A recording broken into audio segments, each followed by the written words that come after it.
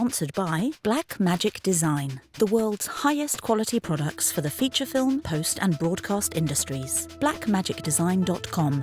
And by the Tonkawa Film Festival, celebrating short films from around the world. Tonkawafilmfestival.com. So this film, this last entry, does have bad stuff around it, but it is empowering. It is positive.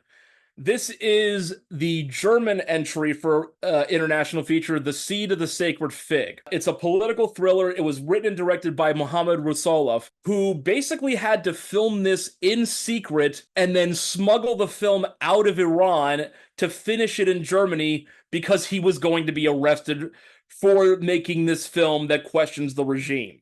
In the wake of Mahsa Amini's death a couple of years ago, when this young woman was arrested by vice police and essentially beaten to death for not wearing her hijab properly, spawned massive protests across Iran for the way the Revolutionary Court and the police deal with women. That's the backdrop for this film.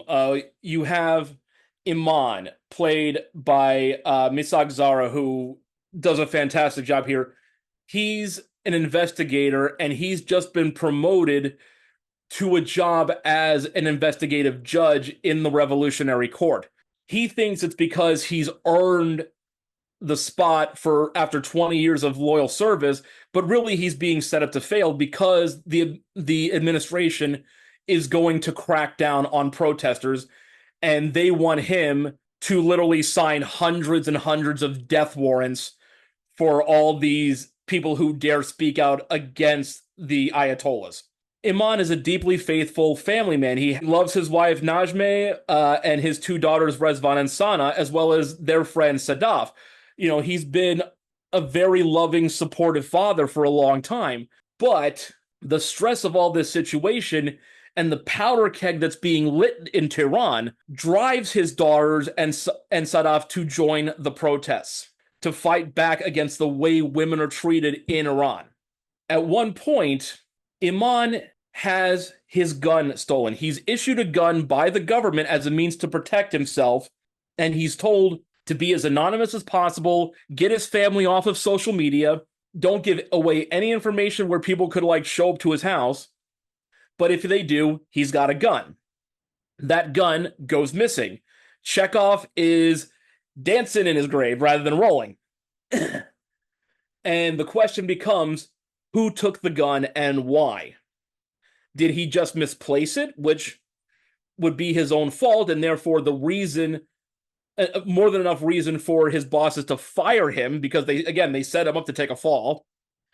Or did his wife or daughters take the gun as a means of rebelling?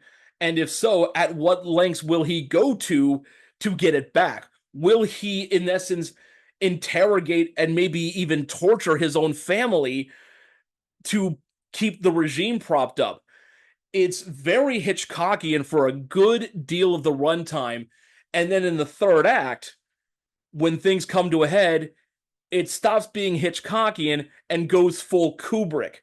There's a chase scene in the ruins of an old town that plays like a desert version of the hedge maze from The Shining. It's that good. I was floored at the direction from Rasoulof, from the performances, particularly Masa Rostami as Rezvan and Satara Maleki as Sana. And then you have Sohila Golestani playing Najmi. She is so torn between the love of her daughters and the love of her husband and what she's been raised her entire life to believe in the regime.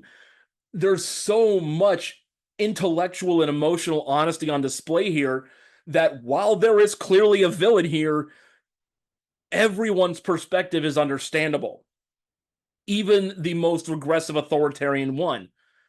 So to see all of these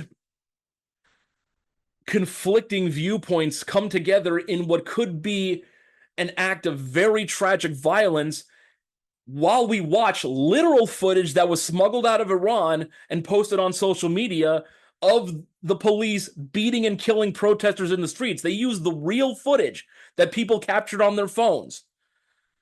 It was like, this is not just some narrative created out of nothing based on an idea of the current events. This is living in it.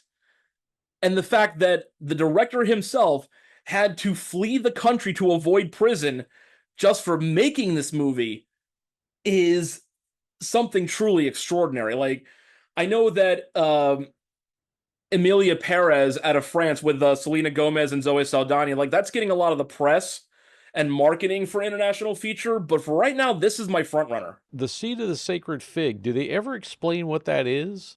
Yeah, it's explained in opening text. Essentially, a metaphor, a literary device that is kind of foundational to Iran and like Persian history. It's taken on new meaning in the modern day because the sacred fig, the seeds itself can be planted anywhere, but they kind of act as a weed. As the fig grows, it'll strangle the plant that it's nearest to. And so there's a metaphor that the sacred fig is the Iranian revolutionary regime that grew out of something very small and pure, but has ended up choking the life out of the nation as it's held on to power. So that it's explained much more eloquently than I can do in the film's opening text. If anybody's curious, so you will get that metaphor right up front, so that you can understand what's going on with the girls, with Iman, with Nejme, and all the other characters as the film unfolds. Well, that sounds really powerful, man. That sounds like a hell of a picture. This is the odd foreign film that could easily get a Best Picture nomination. This is the BTRP Media Network.